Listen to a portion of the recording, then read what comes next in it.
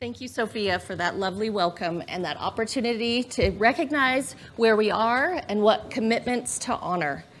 I would like to recognize another amazing Andrus scholar from the summer of 2021 who was just chosen as a Truman Scholar, which means she demonstrates outstanding leadership potential, a commitment to a career in government, and academic excellence. She will receive funding for graduate studies and special opportunities within the federal government. In the same week, she was also elected Boise State Student Government President. Is Shayon Sheen here this morning? Could she stand and be recognized? I think she was riding her bike, so the snow might have slowed her down, but we can give her a round of applause in her absence. As you can see, the Andrus Center is investing in student experiences beyond the classroom to enhance their academic programs and broaden students' intellectual lives. We're expanding internships, field schools, and applied research opportunities for increased impact. Please ask us or check out the QR code here about the Stewards of Tomorrow endowment to learn what you can do to help support this important work. While we're recognizing where we are, let me take a moment to recognize this beautiful recreation facility on the Boise River.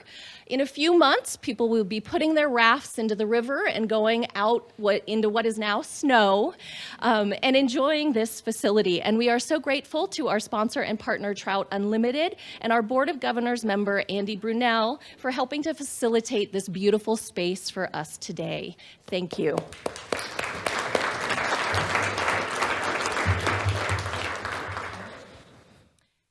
We have sold out our capacity of 170 people in person today. And for those of you in the room, we are so glad to have you with us in person. I also want to recognize that we have at least 32 students in attendance, ranging from high school students all the way through PhD research students. We also have a robust virtual audience joining us from Texas, Utah, North Carolina, and more. Thanks to a generous sponsorship from the Bureau of Land Management, we have 22 BLM recreation planners from all over the West joining us virtually. And thanks to a similar arrangement with the Boise State School of the Environment, we have 10 members of the Fort Hall Shoshone-Bannock tribal community joining us virtually as well. And I have to say hi to my parents in Washington. Hi, Mom. Some of you are in town for the Society of Environmental Journalists Conference hosted by Boise State on campus starting tomorrow. This annual conference is hosted for the first time in Boise, but it will bring more than 700 journalists to town, and we're fortunate to have several in our company today. Welcome as well to our journalist friends. For this conference, and in conjunction with the City of Boise Department of Arts and History, we have sponsored a visual exhibition in the Stein Luminary on campus. Called Choosing Green, The Making of Boise's Recreational Identity, we invite you to visit the exhibition later in the week. On the last page of your program, you'll find further information about this special exhibit. The Luminary is an artistic laboratory that invites you to touch, listen, look, and engage in this exhibit with the recreation history of Boise and the choices that were made to make it so. We're so grateful to have Jen Stevens, who is the director of the City of Boise Department of Arts and History, with us this morning as well. Next, I would like to acknowledge our sponsors, because an event like this would not be possible without generous support from our sponsors. They include the Bureau of Land Management, Idaho Power, Trout Unlimited, Idaho Conservation League, Perkins Coie, the USGS GAP Project, and the School of Public Service.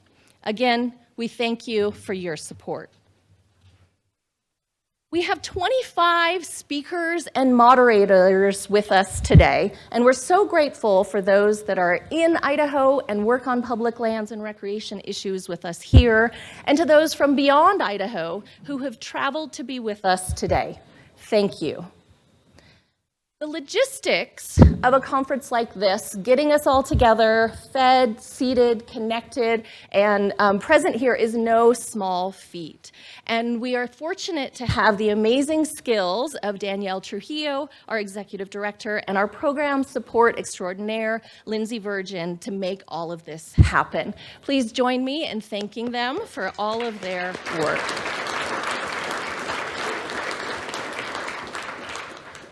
We are so grateful for their talent and attention to all of the big and small details.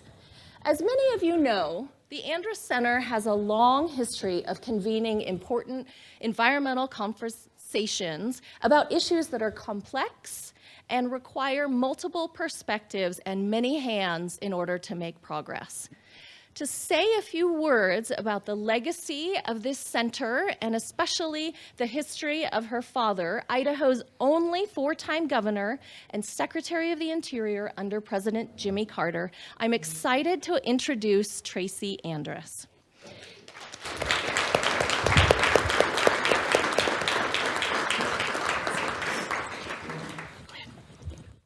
Thanks, Emily, and welcome everyone. I don't know about you, but it's been 3 years since I was able to look out over a group like this, and it's wonderful. We love having you here. Thank you for coming, and thank you to the people who are joining us virtually. I'm a little scratchy this morning, so I'll apologize. For those of you who are joining us virtually, the one thing I'm pretty sure of is that from the comfort of your own environs, I would guess that the line to the restroom won't be quite as long as it is here. This quote from Dad is a good way to start today, because he truly believed that you have to have all of the voices in the room to come up with a solution. If you're not listening to all the perspectives, you're missing something. And he was big on what he called common sense solutions. So I'm really happy to have you here and to have all of the voices represented so that we can listen to the various perspectives and come up with something that works for everyone. There's going to be a lot of common ground that we can agree on, and then there are going to be other issues that we still need to work on. But the best way to do that is right here through discussing those and finding where we can come together. So thank you for being part of the discussion today.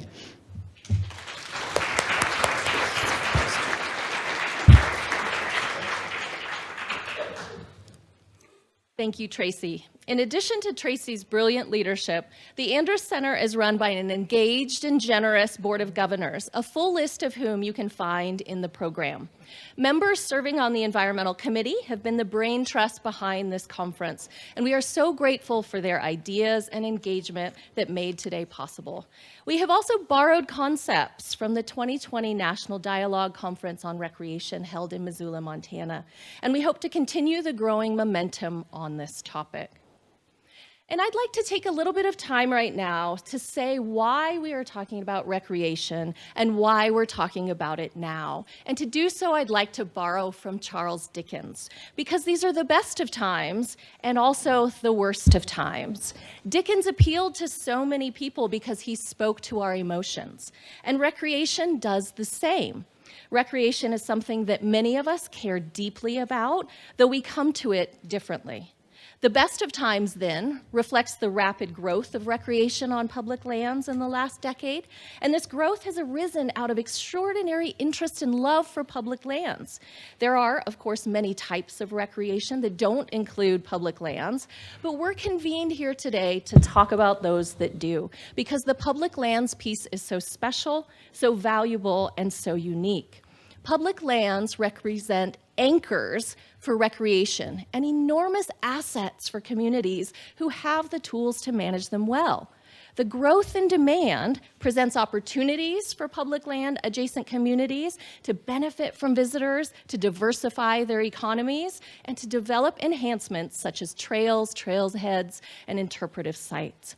But more intimately, outdoor recreation provides opportunities for personal health and memories that last a lifetime. Time on a trail can be restorative, whether you're on foot, bicycle, horse, or an ATV. But in these best of times, can we manage recreation for social and ecological benefits at the same time? Like many of you, I have a lot of examples from my own life where recreation has provided me with respite and rejuvenation. And like many of you, many of those examples embody the spirit of collaboration. I grew up just down the road from here in a little town over the Oregon border called Ontario. I learned to ski in high school by taking the ski bus up to Brundage Mountain every Saturday morning with used skis and boots bought courtesy of the volunteers at Boise's annual ski swap and a $5 bus fare subsidized by the city of Ontario and discount lift tickets courtesy of the mountain that resides in partnership with the Forest Service. I acquired a source of lifelong pleasure. But the landscape of recreation has changed substantially since the 1990s when I learned to ski.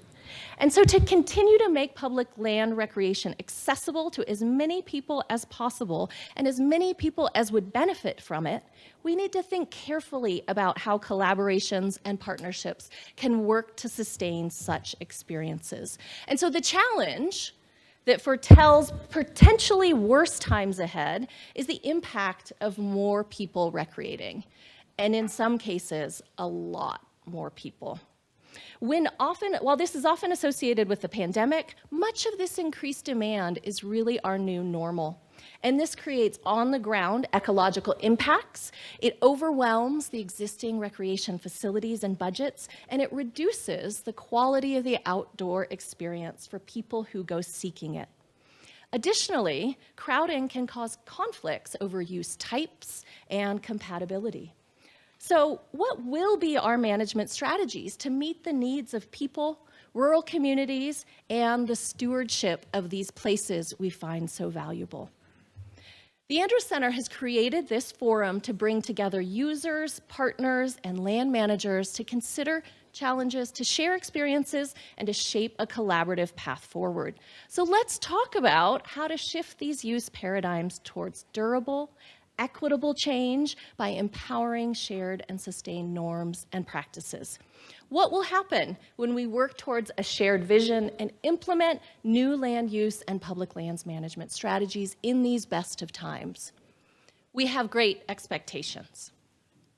So I want to give you a little bit of a rundown of what to expect for the day. We have an incredible program lined up, and speakers have been asked to consider collaboration, to consider funding, and to consider policy, but most of all to speak from their position, right? To speak from their perspective and from their area of expertise. No one person will cover everything, but everyone will address what they see as the most critical components of these categories. Our opening speakers will lay out the historic, legal, and economic context of public land recreation.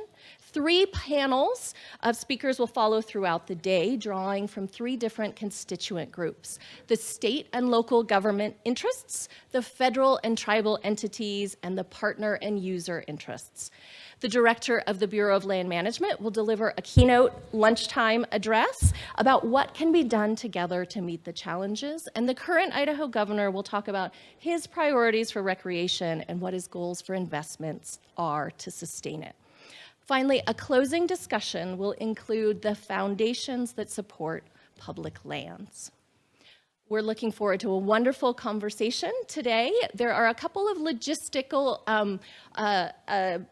pieces of how the conference will work that I'd like to share with you. Each panel has built into it time for questions from the audience, but because we have a virtual audience simultaneously, what we're asking you to do is write your questions down on the papers that are in the center of your table, hold it up silently, and one of our runners will grab the question and run it up to the moderator. That way it can be read into the microphone and everybody can hear the questions. For our virtual audience, the same instructions, but please just type your questions into the chat and the moderators will send it up with the runner. I'd also like you all to know that every Andrus Environmental Conference has a report or a white paper that's produced at the end. And that white paper will summarize what we do here today and make suggestions for future work. We'll keep a transcript of the conversation and move this issue forward in the appropriate ways. There will likely also be granting opportunities to work together to build social capital and infrastructure. So let's keep those in mind and let's talk about what we can build in the future.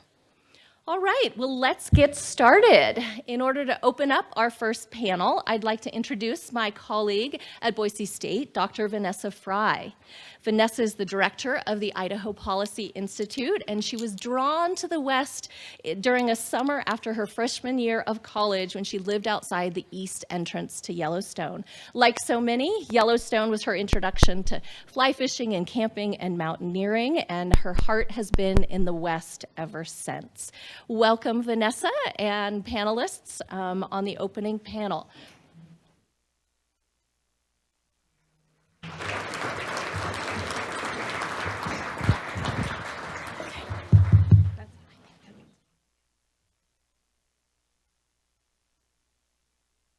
All right, I'll use this. Hopefully the online audience can hear me. And yeah, and then you each get your own mic as well. There we go. All right, so I'm going to get us started, and thank you so much to Emily and the Andrus Center for having me here today. What a great opportunity to collaborate with one of my colleagues in the School of Public Service. And I'm going to start with a brief introduction of our panelists and what they'll be speaking about, and then they're going to share some slides and some thoughts. So I'm going to start with Bob Keiter here. He's professor of law at the Wallace Stegner Center of Land, Resources, and the Environment at the University of Utah. Bob has spent more than 40 years backpacking through the Wind River, Beartooth, Sawtooth, Teton, and other western mountain ranges. And he still has lots of valleys and mountains to explore. So I'll look forward to hearing more about your future aspirations in that regard. Dr. Megan Lawson is research lead at Headwaters Economics. They're based out of Montana. Many times in her 20s and 30s, she got hopelessly lost exploring the Roosevelt National Forest in Colorado. This experience really gave her the opportunity to connect with the land and the landscape and get to know the old mining claims and the national forests. So Bob's going to get us started. He's going to set the stage and share a brief history of the legal and policy framework guiding our use of public lands and our engagement with them. And he'll forecast a bit into the future. What's coming next? What does he see that's coming in the decades to come? And then Megan's going to talk about her work at Headwaters Economics, and I'm super excited because she's going to connect the importance of using data to make decisions, which is where my heart is. And she's going to give us some application of some of the policies and legal framework that Bob's talking about today. And so we'll let Bob get started. And as a reminder, even as they're speaking, you've got those questionnaire forms on your table. So bring them up and I'll start to collect them and we'll ask questions after they both speak. But Bob, now, do you want to come up here or do you want to sit there? Maybe it'd be easier. Okay. I can see the screen then. And then you can just use that mic. Great.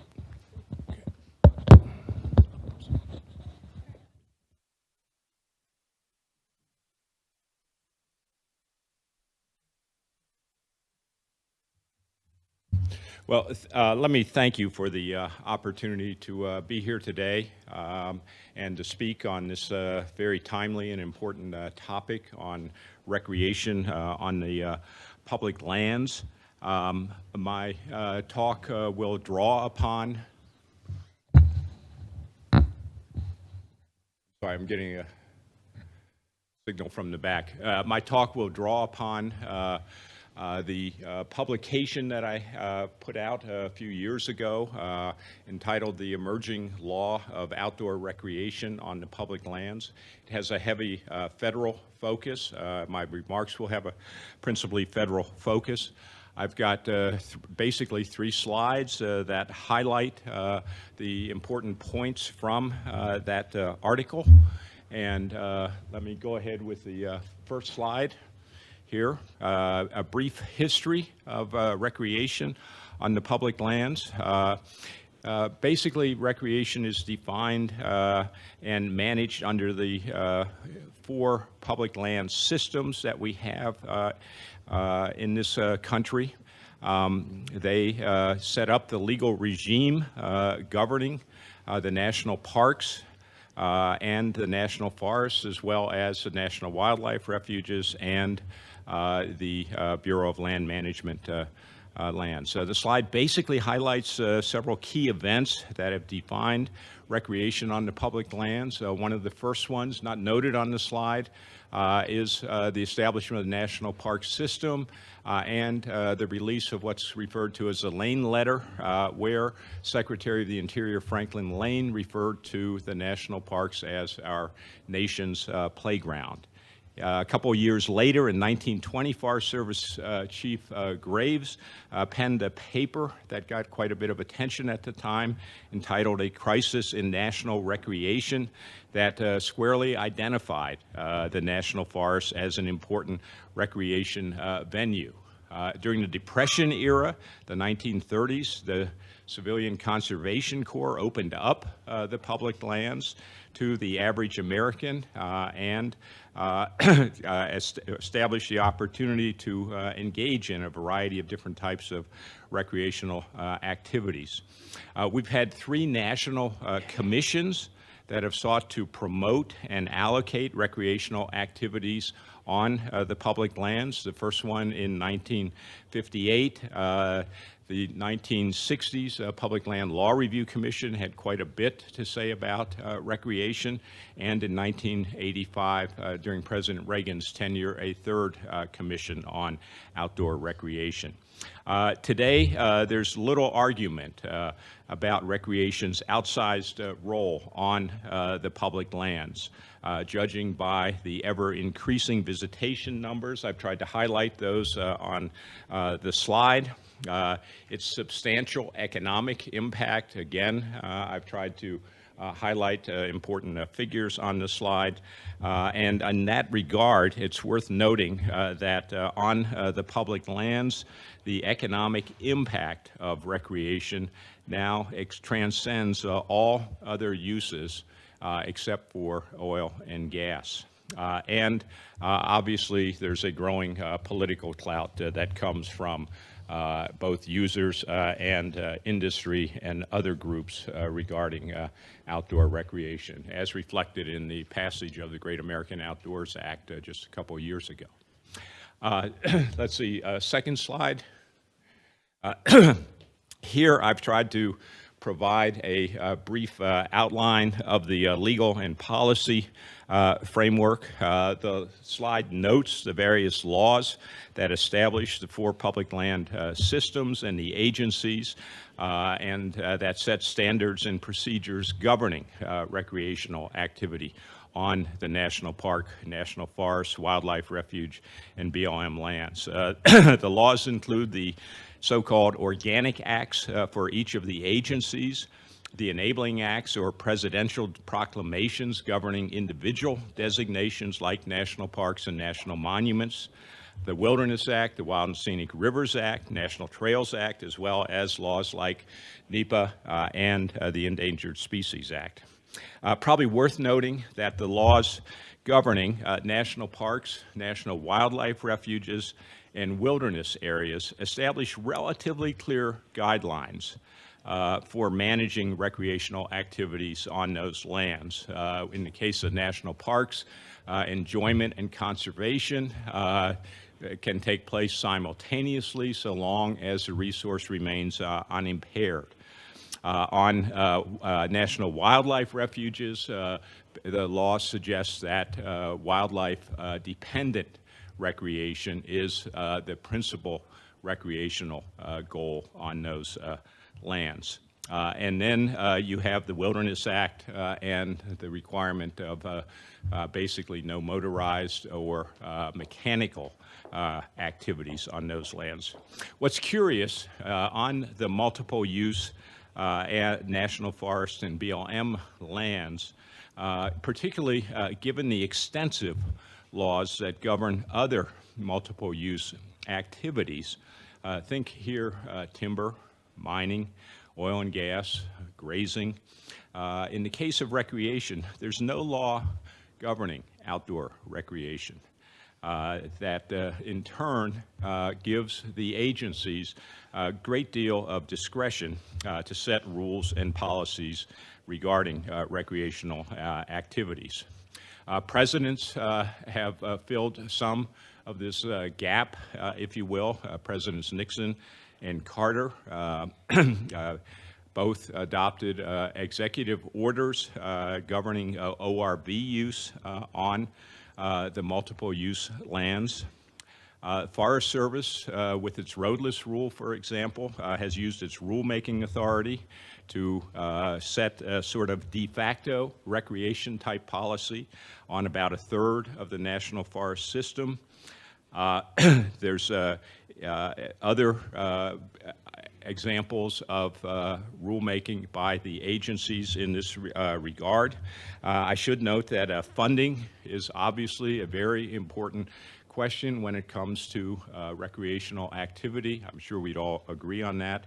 And we have a couple of key laws.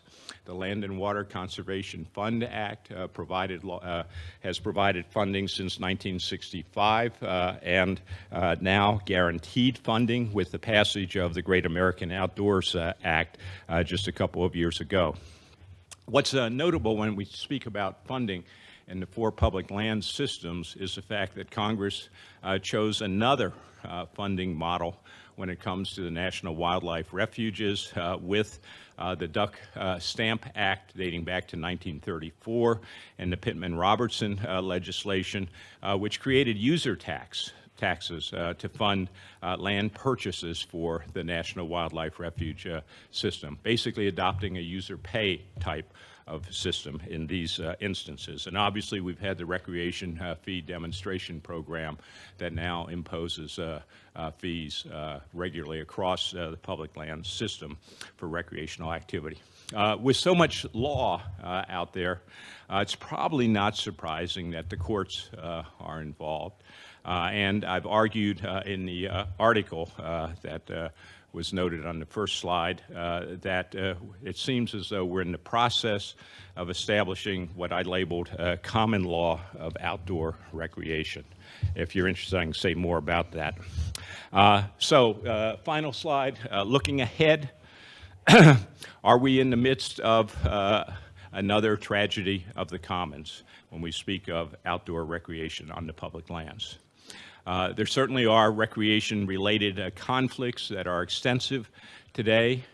These conflicts involve, in a general sense, conflicts between recreation and other uses. Here, think timber, mining, etc. Recreation and potential environmental impacts, and obviously conflicts among recreation users. So how might we go about addressing some of these problems? Well, in the case of the national parks, the refuges, the wilderness areas, I've suggested that we've got relatively clear congressional guidance regarding recreational activities on these lands. Not perfect, but relatively clear. When it comes to multiple use lands, we really don't have any direct congressional guidance. Reference to outdoor recreation in the multiple use legislation governing the Forest Service and the BLM, but that's just about it. Obviously, agency rulemaking is addressing some of the outdoor recreation issues. The presidents with their ORV orders and in turn travel management plans and planning more generally represent some of the approaches that are being used. These are largely administrative approaches.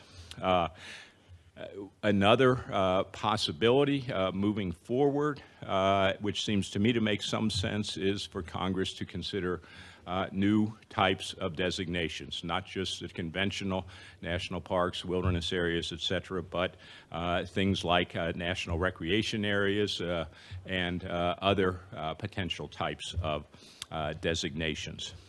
It seems to me that we're likely to see courts and litigation continue to play a large role, developing, again, this idea of a common law of outdoor recreation. But this is a piecemeal, sort of ad hoc approach and response here. Again, the agencies can better utilize their planning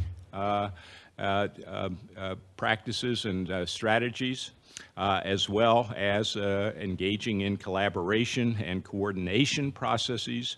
This should work on a landscape scale to promote and expand recreational opportunities through broad public engagement and interagency coordination, often through local ad hoc groups that are focused on particular ecosystems or landscapes. Any appetite for a Public Lands Outdoor Recreation Act for the multiple use lands? Any appetite for another Outdoor Recreation Review Commission? What about additional funding sources, both for the agencies and the communities and other potential groups? User fees, taxes, what role for the private sector? Some of the emerging issues that are on the plate, questions about diversity, climate change, new technologies, all of those are before us, I think. It's an exciting time. It's potentially a transformative time when we come to look at recreation, and I look forward to hearing the ideas that are put forth in the conference. Thank you.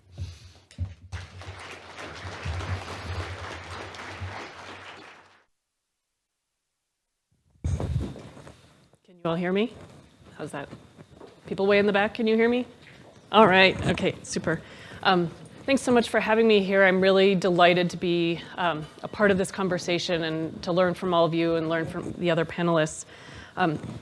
Before I dive in, I want to give you a smidge of an intro about Headwaters Economics.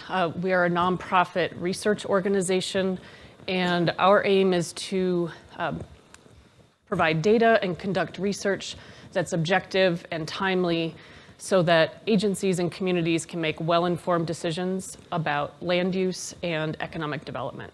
And as Vanessa mentioned, I lead our research on outdoor recreation and public lands. So first slide, please. So this is our roadmap of how we think about the outdoor recreation economy.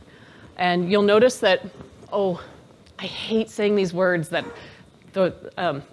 I apologize that the letters are too small to read, but so up in the left-hand corner, we have tourism. And we think about tourism, it's an essential part of the outdoor recreation economy, but it's just one piece of many. It's a seed that starts this whole process going. So what we see is outdoor recreation brings tourists to town. Tourists fall in love with a community, and then somewhere down the line, they figure out how to move there. Entrepreneurs come there. We've seen, especially during COVID, the rise in remote workers. And then once those businesses are there, that outdoor recreation serves as a tool to recruit skilled employees and to keep them there. It brings retirees with their nest eggs. It brings folks with investment income. Moving along this pathway, all of that supports tax revenue and a diversified tax base for communities and public services.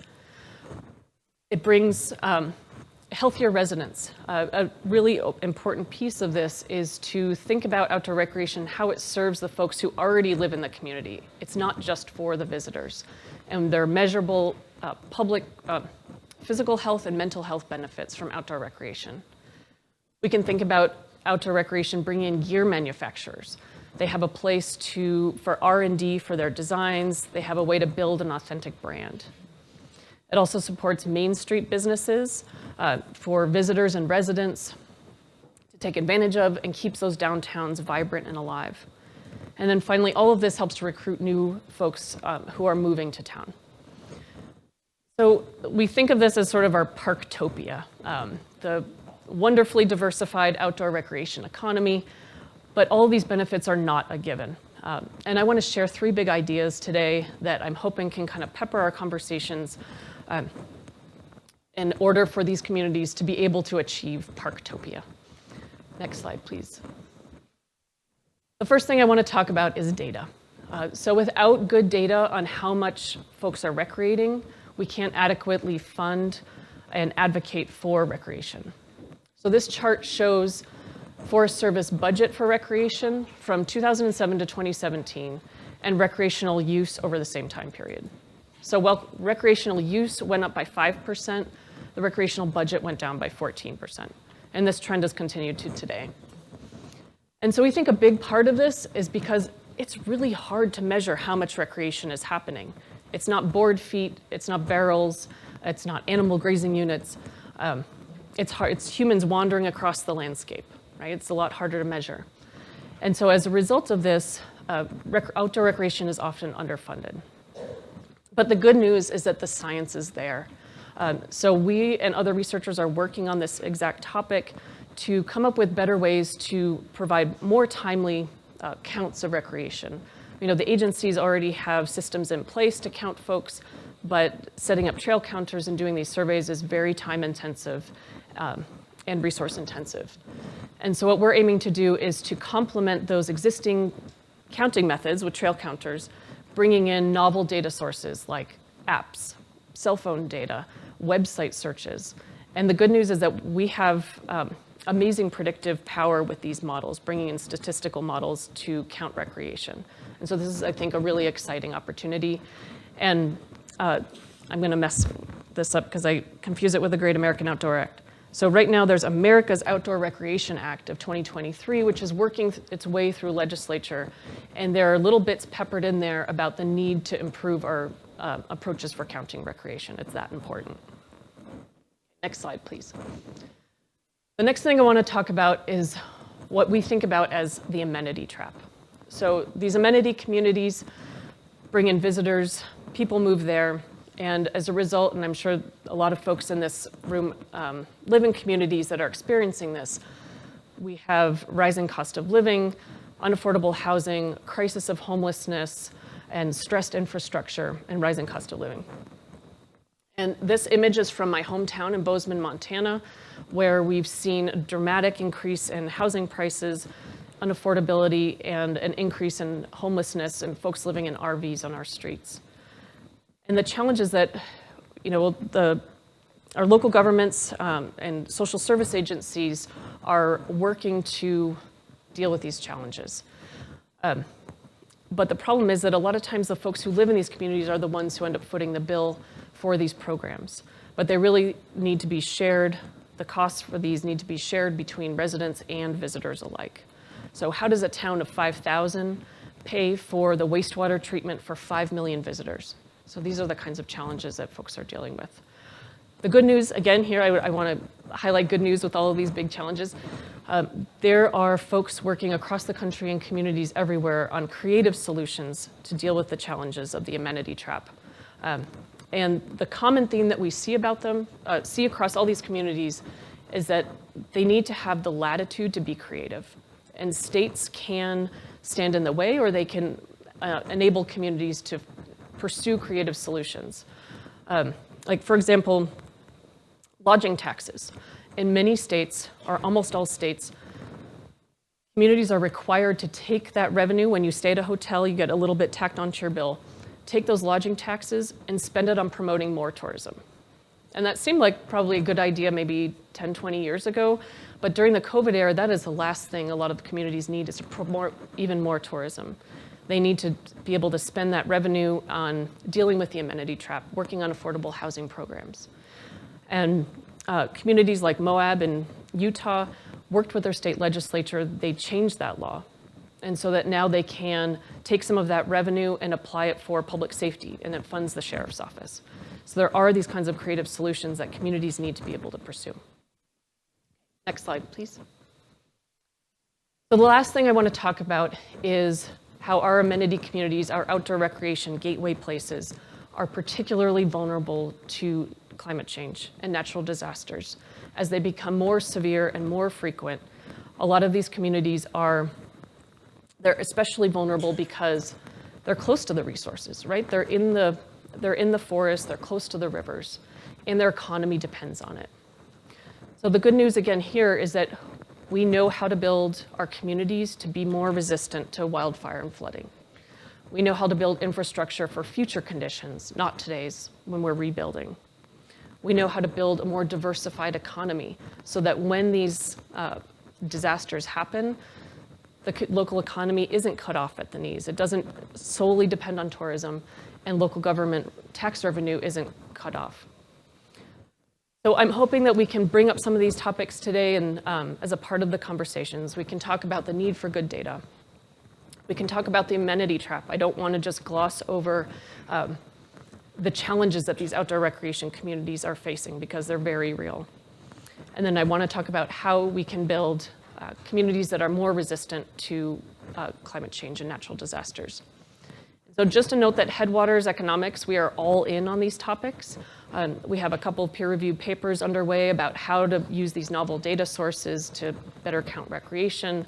We have a policy paper coming out in the next several weeks talking about lots of different creative solutions communities are working on to deal with the amenity trap. And we have a bunch of data and research on how to build communities that are more resilient to wildfire and flooding.